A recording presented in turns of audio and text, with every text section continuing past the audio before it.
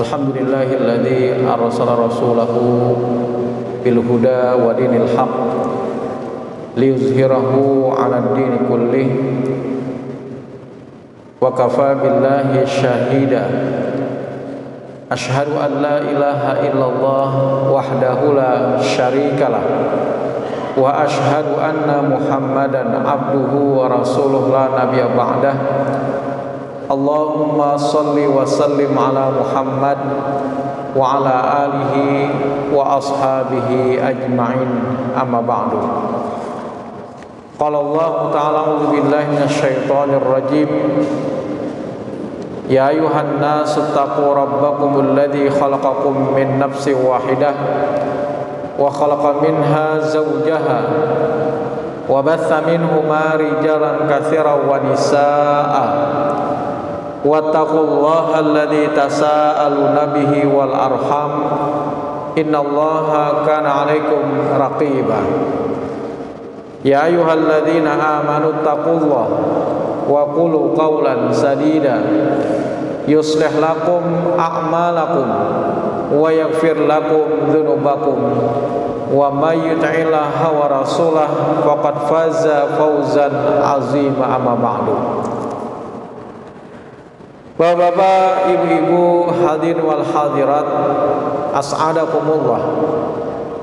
Puji dan syukur marilah bersama-sama kembali kita panjatkan kehadirat Allah Subhanahu wa taala atas limpahan segala nikmat dan karunia-Nya, hidayah serta petunjuk-Nya jualah, sehingga pada kesempatan di malam hari ini memasuki tanggal 16 Jumadil Akhirah 1442 Hijriah, Allah Subhanahu wa taala masih memperkenankan kita semua untuk dapat berhadir di tempat yang mulia ini bersama-sama melaksanakan sholat maghrib berjamaah.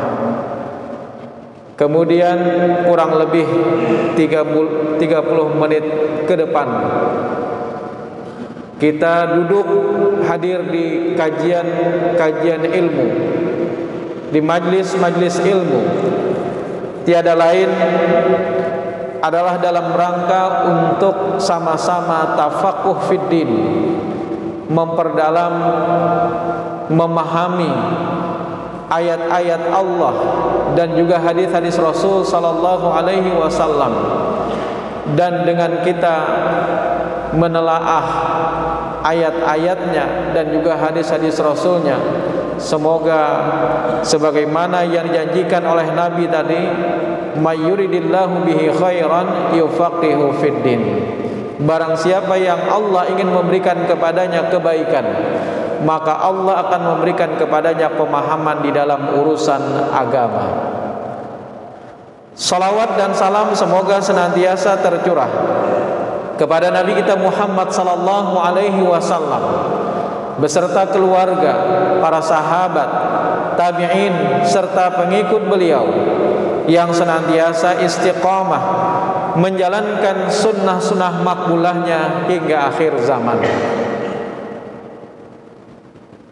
Bapak-bapak, ibu-ibu, hadirin wal hadirat, rahimani wa rahimakumullah. Beberapa waktu yang lalu atau di subuh Ahad kemarin di Masjid Al-Jihad kita telah membahas tentang fikih kebencanaan.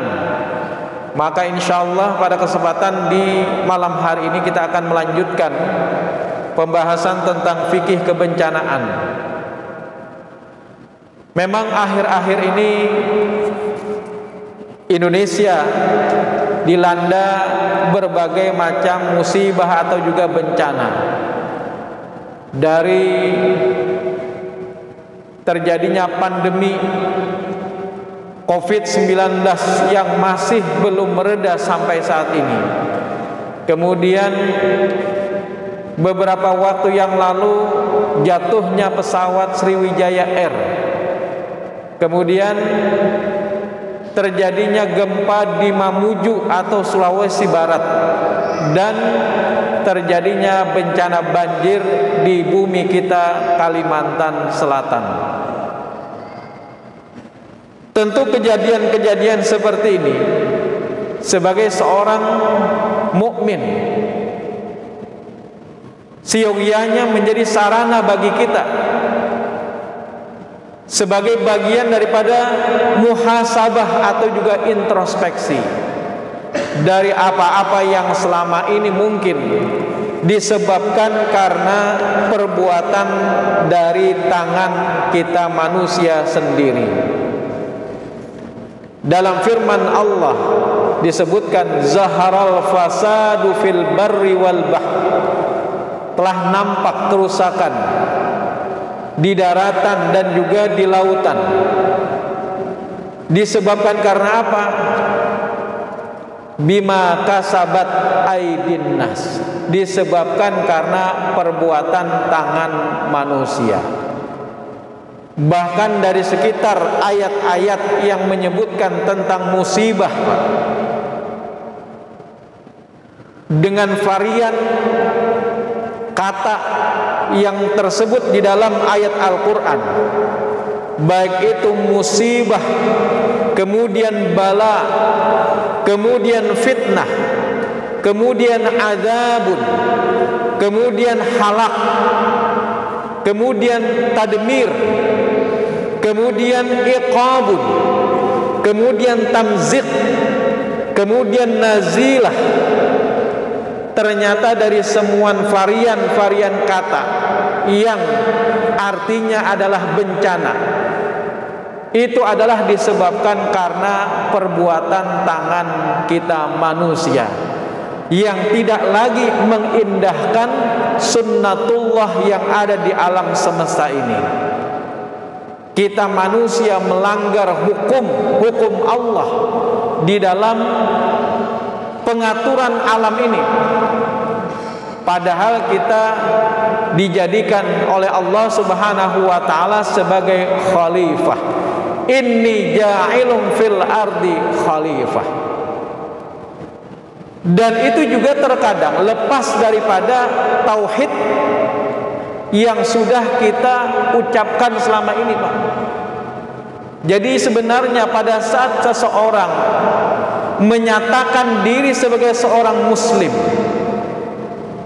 kemudian dia mengucapkan kalimat tauhid, asyhadu an la ilaha illallah wa asyhadu anna muhammadar rasulullah, atau la ilaha illallah, maka sesungguhnya kalimat tauhid itu tidak hanya diyakini di dalam hatinya, tidak hanya diucapkan melalui lisannya, tetapi juga kalimat tauhid itu siogianya diaplikasikan di dalam perbuatannya. Oleh karena itulah saat ini yang perlu kita koreksi, barangkali tauhid yang selama ini kita yakini, tetapi ternyata kita telah melanggar hukum-hukum Allah Subhanahu wa taala, padahal kita sudah berkomitmen untuk melaksanakan hukum Allah sebagaimana yang telah kita ucapkan. Asyhadu an la ilaha illallah itu bukan perkara yang mudah, Pak. Konsekuensi dari ucapan tauhid la ilaha illallah atau asyhadu an la ilaha illallah itu sebenarnya apa? Itu adalah sebagai tanggung jawab kita, karena kita telah bersaksi, berarti kita juga memaui atau juga ingin melaksanakan hukum Allah di dalam kehidupan ini. Berarti yang pertama, selama ini kalimat tauhid yang sudah diucapkan oleh sebahagian orang ternyata hanya dalam kata-kata yang melangit saja, belum teraplikasi di dalam perbuatan atau juga secara praktisnya. Sehingga dipertanyakan, Pak, kalau seandainya ada manusia dia menyatakan sebagai seorang muslim asyhadu an la ilaha illallah, tetapi ternyata di dalam kehidupan ini dia berbuat kerusakan di atas muka bumi, maka dipertanyakan ketauhidannya. Itu yang pertama. Jadi walaupun dia menyatakan sebagai seorang muslim, saya muslim, ana muslim, tetapi ternyata di dalam kehidupan dia melakukan pengrusakan lingkungan. Walaupun dia salat, puasa, zakat, haji, dia melaksanakan ketentuan hukum Allah dalam satu sisi, tetapi dalam tanggung jawabnya di sisi yang lain ternyata dia mengabaikan. Maka orang yang seperti ini dipertanyakan ketauhidannya kepada Allah Subhanahu wa taala. Jadi bisa jadi nanti pada saat di yaumil mahsyar atau juga di hari akhirat, yang ditimbang itu bukan hanya ketauhidan kita yang menyatakan kita sudah menyatakan sebagai seorang muslim. Bahkan pada saat ada Arab Baduy datang kepada Nabi, kata dia sudah berislam. Apa kata Nabi? Sesungguhnya engkau belum berislam. Karena apa? Karena iman itu belum tertanam dalam diri kalian. Jadi pada saat ternyata kalimat tauhid itu hanya diucapkan saja, maka siogianya itu belum menyeluruh dalam ketauhidan yang sebenarnya. Nah, Bapak-bapak, Ibu hadirin wal hadirat rahimani wa rahimakumullah, inilah yang patut kita koreksi bersama, bahwasanya kerusakan yang nampak di daratan dan juga di lautan ternyata itu adalah disebabkan karena orang-orang yang tidak melaksanakan aturan-aturan Allah Subhanahu wa taala di dalam mengatur alam semesta atau juga bumi ini. Nah, Bapak-bapak, Ibu hadirin wal hadirat rahimani wa rahimakumullah. Jadi dari kata-kata, varian kata yang disebutkan di dalam Al-Qur'an dan hadis, kata musibah, bala, fitnah, azab, iqab, nazilah, tadmir, tanzik, halak, ternyata itu lebih banyak disebabkan karena perbuatan tangan manusia. Munculnya bencana ternyata lebih disebabkan karena asal muasal dari manusia itu sendiri. Nah, Bapak-bapak, Ibu hadirin wal hadirat rahimani wa rahimakumullah, kemudian kata musibah atau juga kata bala, selama ini kan kita mengartikan bahwa yang namanya musibah itu konotasinya hanya negatif, Pak.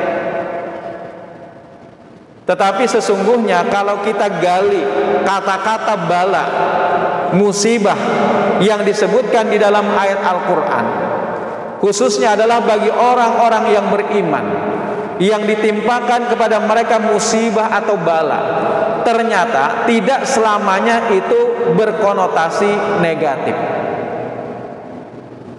Di dalam firman Allah misalnya surah Al-Hadid ayat 22 sampai dengan 23, ma asaba min musibatin fil ardi wala fi anfusikum, tiada suatu bencana yang menimpa kalian, baik itu di bumi atau juga terhadap diri kalian sendiri, illa fi kitabim min qabl an nabraha, kecuali itu semua telah ditetapkan oleh Allah Subhanahu wa taala di Lauhil Mahfuz sebelum Allah menciptakan kita manusia. Inna dzalika 'alallahi yasir, sesungguhnya itu adalah perkara yang mudah bagi Allah. Likaila tasau ala ma fatakum wala tafrahu bima atakum, supaya dengan musibah itu jangan membuat kalian berduka cita terhadap apa yang luput dari kalian. Selama ini kan pada saat kita ditimpa musibah maka kita berduka cita, bahkan asyadda, terlalu berduka cita. Wala tafrahu bima atakum, dan juga supaya kalian jangan terlalu bergembira terhadap apa yang diberikan kalian, diberikan Allah kepada kalian. Jadi ternyata kata-kata musibah itu, Pak, bisa berupa kebencanaan atau sesuatu yang menyempitkan, atau bisa juga yang namanya musibah itu ternyata tidak mesti berupa hanya kesengsaraan. Nikmat pun ternyata itu juga adalah musibah yang Allah berikan. Jadi nikmat itu musibah, padahal nikmat itu dalam pandangan kita manusia kebaikan. Ternyata nikmat pun itu disebutkan juga bagian daripada musibah.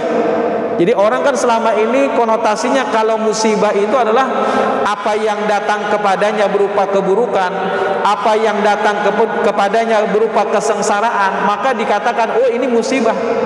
Padahal ternyata orang yang ditimpa satu kesenangan itu ternyata juga adalah disebut dengan musibah.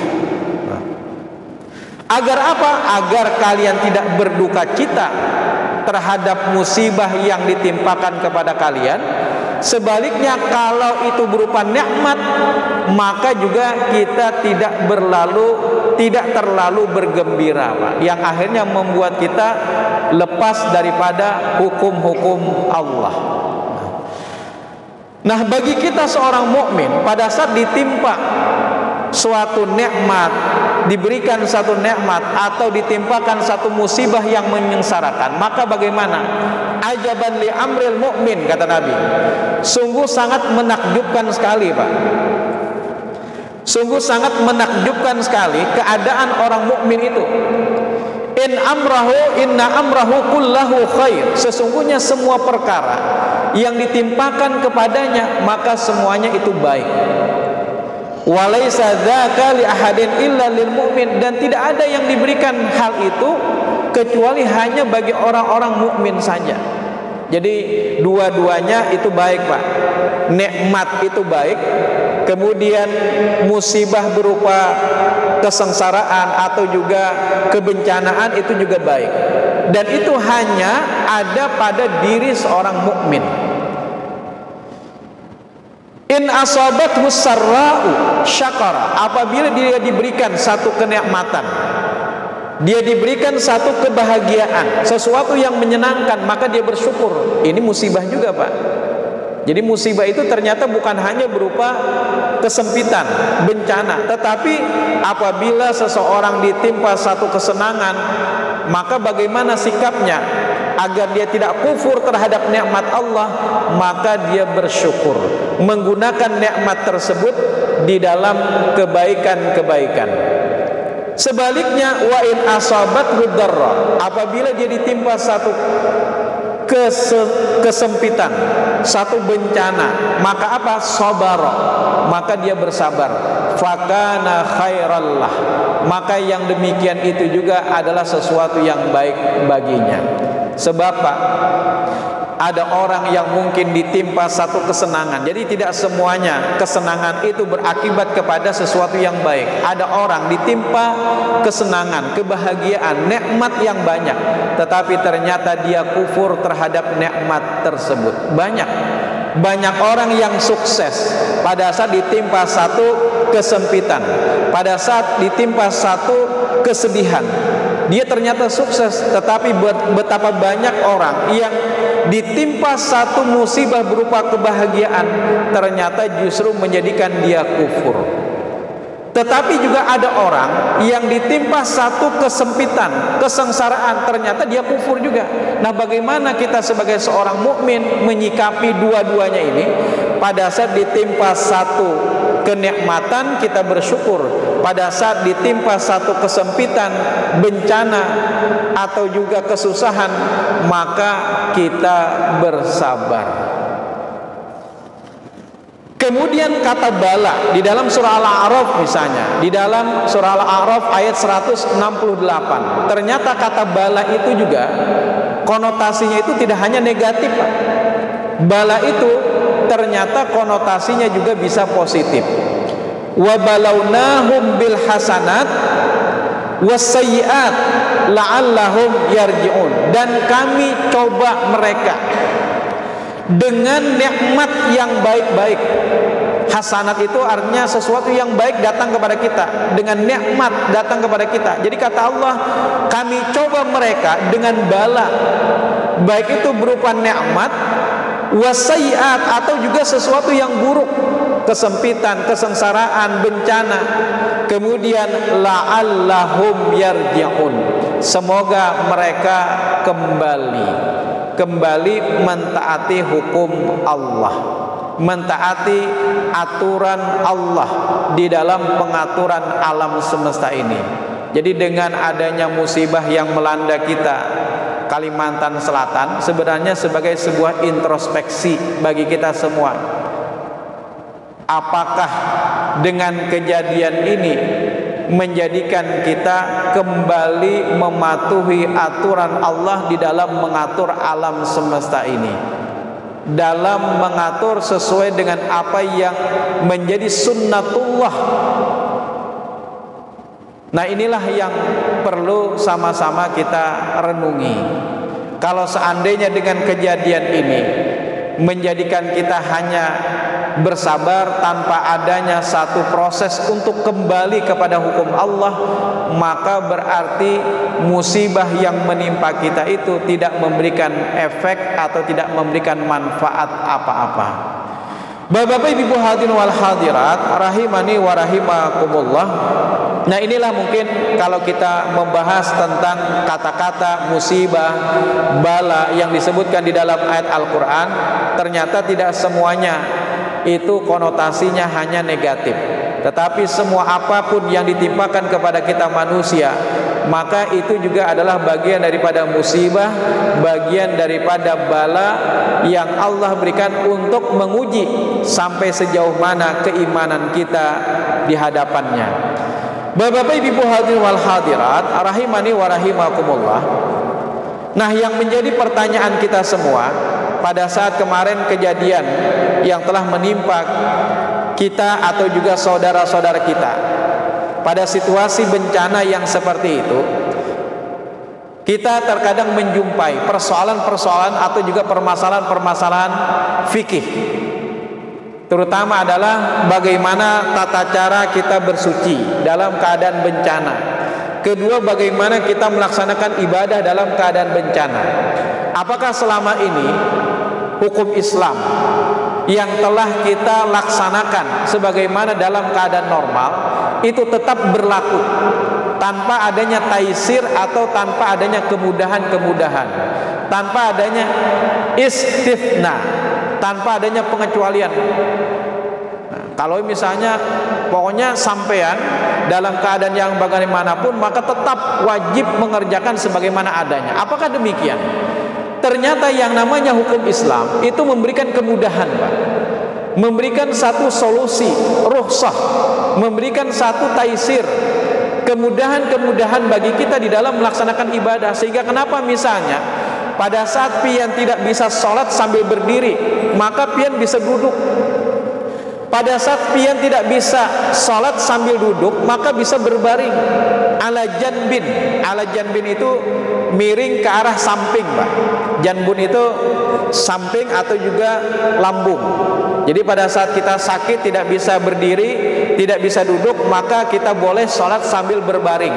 Berbaringnya itu adalah ke arah samping, samping kanan atau samping kiri. Maka para ulama berbeda pendapat karena tidak ada satupun hadis Nabi yang menegaskan terkait dengan persoalan itu. Sehingga dalam hal ini diambil hadis Nabi yang menyebutkan secara umum pada saat Nabi memakai pakaian, maka beliau mendahulukan untuk memakai bagian sebelah kanan dulu. Pada saat Nabi memakai sendal, maka Nabi pun memulai dengan memuruk sendal sebelah kanan dulu. Nah, itu yang diambil oleh para ulama, sehingga pada saat seseorang sholat dalam keadaan berbaring, maka dia miringnya itu adalah menjadikan tumpuan sebelah samping kanannya. Kalau seandainya memang tidak bisa samping kanan, boleh samping kiri. Kalau seandainya tidak bisa samping kiri, boleh berbaring dengan menghadapkan kaki ke arah kiblat. Tapi kalau pian di rumah sakit yang ranjangnya itu sudah terpasang, kalau saja dipindah-pindah ngalih, misalnya memindah-pindah ranjang, harus dihadapkan ke arah kiblat misalnya, ya sudah tidak usah, Pak. Tetap saja pian bisa sholat di atas ranjang di rumah sakit, tidak perlu dipindah-pindah ranjangnya. Nah, Bapak-bapak, ibu hadirin wal hadirat rahimani wa rahimakumullah. Termasuk juga di dalam persoalan sholat tadi. Karena sholat ini adalah sesuatu yang memang wajib dilaksanakan oleh seorang muslim dalam keadaan dan situasi yang bagaimanapun. Bahkan Nabi SAW bersabda, al-farqu bainana wa bainahum as-sholah, kata Nabi. Yang membedakan antara kami dengan mereka itu adalah sholat. Faman tarakaha faqad kafar. Barang siapa yang dia meninggalkan sholat, maka dia telah kafir. Nauzubillah. Sudah ditimpa musibah, sholat kada dilaksanakan, tentu sakitnya 2 kali. Ibarat orang itu sakitnya 2 kali, ketimpaannya 2 kali. Nauzubillah. Nah, bagaimana upaya kita agar sholat itu tetap bisa kita laksanakan?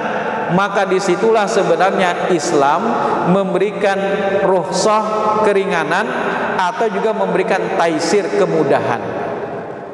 Pertama, terkait dengan tata cara bersuci. Alhamdulillah kalau kita kan kena banjir itu masih banyak air, Pak. Contoh misalnya kalau seandainya tidak ada air di daerah Mamuju, gempa terjadi, atau misalnya di Yogyakarta dulu pernah terjadi gempa, pernah terjadi Merapi meletus. Keadaan saat itu air tidak ada, maka bagaimana caranya? Walaupun hukum asal yang namanya kita pada saat ingin sholat itu harus dalam keadaan wudhu. Dalam hadis Nabi, la tuqbalu sholatun bighairi tuhur, tidak diterima sholat itu kecuali dalam keadaan bersuci atau berwudhu. Wala sadaqah min ghulul, dan juga tidak diterima sedekah itu dari harta curian atau harta korupsi. Nah, dari hadis ini sebenarnya yang namanya gulul itu, Pak, bukan hanya mencuri, korupsi pun juga dianggap gulul juga. Maka syarat seseorang ingin melaksanakan ibadah salat, maka bersuci dulu. Nah, kalau seandainya tidak ada air, maka dia boleh mengganti wudunya itu dengan tayamum. Jadi dengan tayamum dia boleh berwudu. Maksudnya mengganti wudunya dengan tayamum. Nah, kalau kita kan banjir di sana sini banyak air. Nah, yang menjadi pertanyaan sebagian orang, bagaimana status sucinya air itu? Apakah air yang ada di sekitar kita, di hadapan rumah kita misalnya banjir, apakah air itu bisa digunakan atau tidak? Karena selama ini kita mungkin berwudu dengan air yang ada dari keran, atau mungkin yang sudah kita tampung di ember. Nah, sementara bagaimana keadaan yang tidak memungkinkan bagi kita? PDAM pada saat kita banjir itu kada jalan, maka apakah boleh kita berwudu dengan air yang ada di sekitar kita? Nah, Bapak-bapak, Ibu hadirin wal hadirat rahimani wa rahimakumullah. Sebenarnya yang namanya air itu, air apakah yang bisa digunakan? Ada namanya disebut air mutlak. Air mutlak itu apa, Pak? Air suci dan juga mensucikan. Misalnya air sumur, air sungai, air laut, kemudian air ledeng dan segala macamnya. Itu disebut dengan air mutlak, air suci dan mensucikan. Tapi ada juga air suci tapi tidak mensucikan, Pak. Misalnya begini, pian beisian banyu teh, itu suci atau kada, Pak? Suci. Tapi dia tidak bisa digunakan untuk mensucikan. Tadi malam misalnya pian baulah teh, kebetulan banyak, subuh hendak berwudu, daripada sayang terbuang lalu berwudu dengan banyu teh, kada tahu, Pak. Karena apa? Karena air teh itu sudah bercampur dengan zat yang lain, walaupun zatnya itu suci tetapi tidak mensucikan. Nah, bagaimana air yang ada di sekitar kita? Yang tadi itu adalah air banjir, entah dari mana, kita tidak bisa juga melihatnya dari mana, pokoknya hadir di hadapan kita berupa banjir. Di zaman Nabi SAW pernah juga terjadi banjir, Pak. Jadi pada saat itu ada satu sumur, namanya adalah bi'run. Bi'run itu sumur artinya, bi'run buda'ah. Kebetulan sumur itu berada di dataran yang paling bawah. Yang namanya rumah orang Arab itu kan di atas gunung, Pak. Nah, biasa orang Arab membuang sesuatu itu di belakang rumah. Sampai-sampai, mohon maaf, kain bekas darah haidnya seorang wanita itu dibuang di belakang rumah. Akhirnya apa? Pada saat terjadinya banjir, semua kotoran-kotoran dan bahkan tadi sampah-sampah itu terbawa larut sampailah ke sumur Budoah tadi, sehingga status daripada air dari sumur Budoah ini menjadi pertanyaan sebagian sahabat, sebagaimana yang diriwayatkan oleh Abu Sa'id Al-Khudri. Kata Abu Sa'id apa?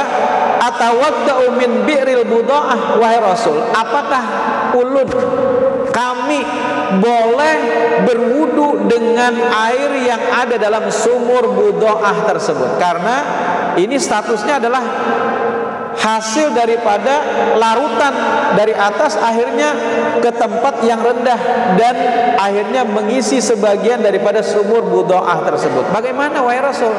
Lalu apa jawab Rasul? Faqala Rasulullah sallallahu alaihi wasallam, Rasul pun bersabda, al-ma'u tahurun, sesungguhnya air itu kata Rasul adalah tahur, suci, Pak.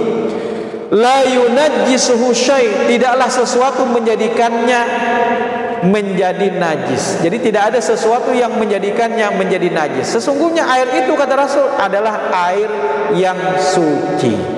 Nah, jadi kalau kita melihat air banjir yang melanda di daerah kita, yang air itu juga adalah dari hujan, kemudian dari air pasang yang berasal dari sungai dan segala macamnya, insya Allah status air itu boleh kita gunakan untuk berwudu, Pak.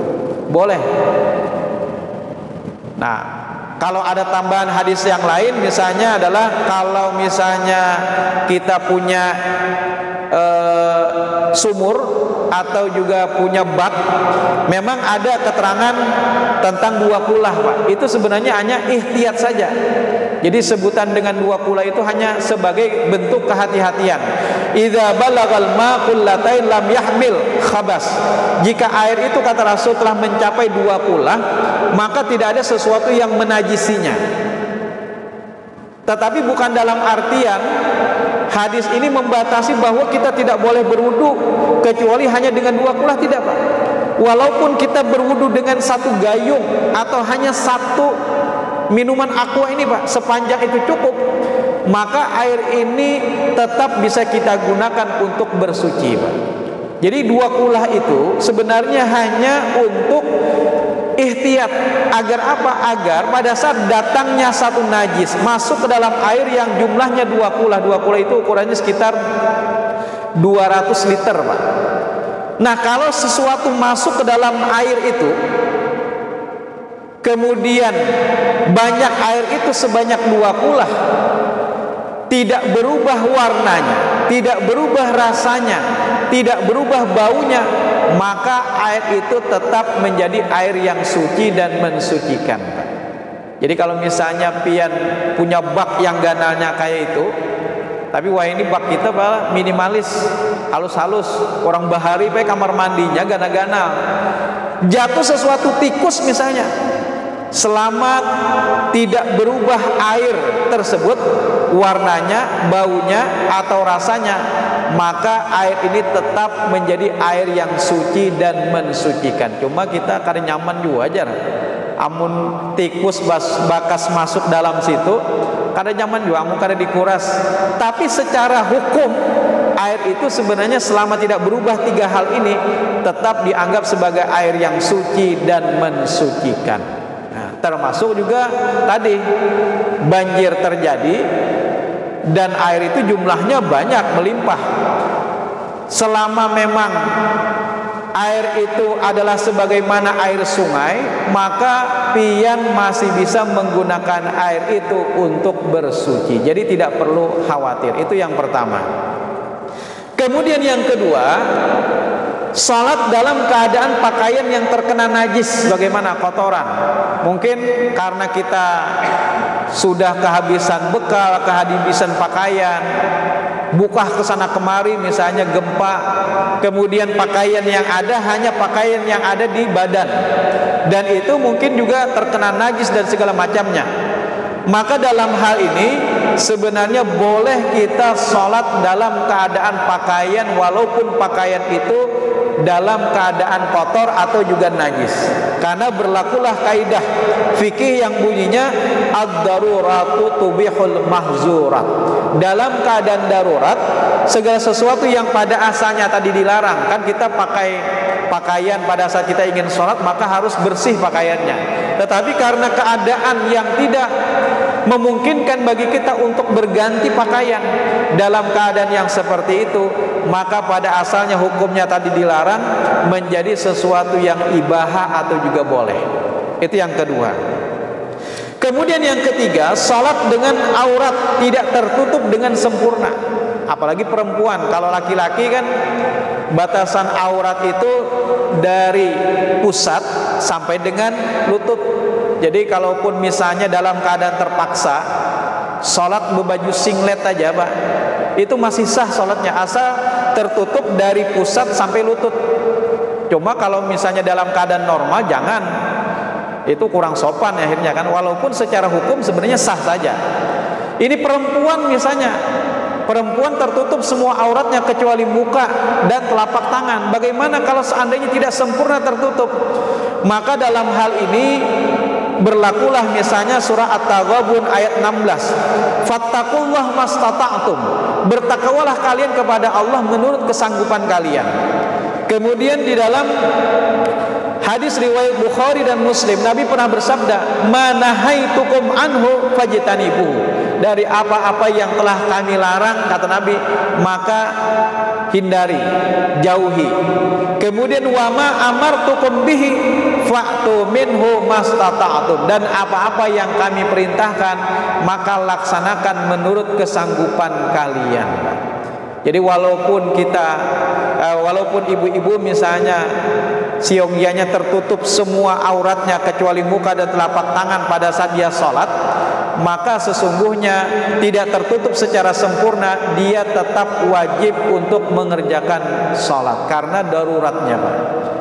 Jadi sebenarnya mukena itu tidaklah menjadi sesuatu yang wajib Pak. Mukena itu hanya kebiasaan dari orang-orang Melayu. Indonesia, Malaysia itu pakai mukena. Maka itu di Arab sana pada saat kita melihat ada wanita pakai mukena, oh ini pasti sudah orang Indonesia, oh ini sudah pasti orang Malaysia. Coba lihat orang-orang Timur Tengah, orang-orang Afrika, pada saat mereka di Masjidil Haram, mereka sholat dengan pakaian yang mereka pakai Pak. Karena pakaian yang mereka pakai itu sudah menutup aurat. Jadi sebenarnya seorang wanita walaupun tanpa mukena, asalkan pakaiannya itu sudah menutup aurat, dia boleh mengerjakan sholat. Jadi mukena itu hanya kebiasaan adat dari orang-orang Melayu.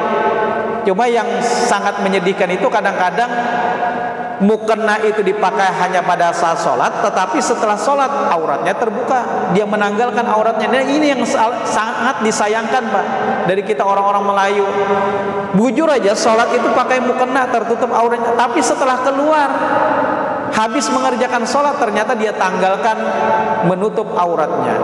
Beda dengan orang-orang Timur Tengah, orang-orang Afrika, mereka tetap pada saat sholat mereka memakai pakaian yang mereka pakai. Pada saat mereka keluar rumah, maka mereka juga tetap mengenakan penutup auratnya. Nah Bapak-Bapak Ibu hadirin wal hadirat rahimani wa rahimakumullah, oleh karena itulah sebenarnya sepanjang itu adalah dalam keadaan darurat, maka seorang wanita walaupun dia sholat tanpa menutup aurat sebagaimana mestinya atau tidak sempurna di dalam menutup auratnya, karena dalam keadaan darurat al-masyaqqatu tajlibut taisir, kesulitan itu mendatangkan satu kemudahan. Jadi boleh saja dia sholat dalam keadaan yang demikian. Kemudian teknis sholat dalam suasana evakuasi misalnya. Evakuasi sebentar lagi malah. Evakuasi itu kan kadang-kadang gempa di sini buka, kemudian gempa lagi di sini buka ke lain dan sebagainya. Nah, sementara waktu sholat itu tiba, zuhur tiba misalnya, bagaimana? Apakah kita sholat dalam keadaan yang gempa tadi? Karena kita masih dalam keadaan evakuasi, maka sesungguhnya berlakulah hukum bahwa sholat itu bisa dijamak. Bahkan dalam hadis Nabi sallallahu alaihi wasallam, jama'a Rasul sallallahu alaihi wasallam baina zuhri wal asri. Rasul pernah menggabungkan antara zuhur dengan asar, wal maghribi wal isya, maghrib juga dengan isya. Pernah dijamak Rasul. Fi ghairi khaufin, tidak dalam keadaan takut, perang maksudnya. Wala matarin, tidak dalam keadaan hujan. Kemudian bil Madinah, pada saat itu beliau juga tidak dalam keadaan safar, karena diceritakan dalam hadis ini Nabi berada di Madinah. Lalu ditanyakanlah kepada Ibnu Abbas, kenapa Nabi melaksanakan demikian? Lalu Ibnu Abbas menjawab, likai la yuhrija ummatahu. Yang demikian itu dilakukan Nabi agar tidak memberatkan umatnya. Sehingga melihat keadaan yang masih dalam keadaan evakuasi, mencemaskan. Jadi sebenarnya apabila masuk waktu sholat, bisa saja kita tunda di waktu sholat berikutnya. Jadi bukan qadha, bukan, tetapi menggabungkan saja antara sholat zuhur misalnya dengan sholat asar. Jadi sekali lagi bukan mengqadha, tetapi hanya menggabungkan, dan tidak perlu mengqasar karena kita bukan dalam keadaan safar. Karena mengqasar itu hanya dalam keadaan safar, karena kita masih berada di tempat misalnya di pengungsian dan sebagainya, maka hanya berlaku hukum jamak saja, menggabungkan saja. Demikian, mungkin masih ada beberapa hal yang sebenarnya ada dalam pembahasan, tetapi karena waktu juga, marilah sama-sama kita akhiri dengan membaca kifaratul majlis. Subhanakallahumma wa bihamdika asyhadu an la ilaha illa anta astaghfiruka wa atubu ilaik. Wassalamualaikum warahmatullahi wabarakatuh.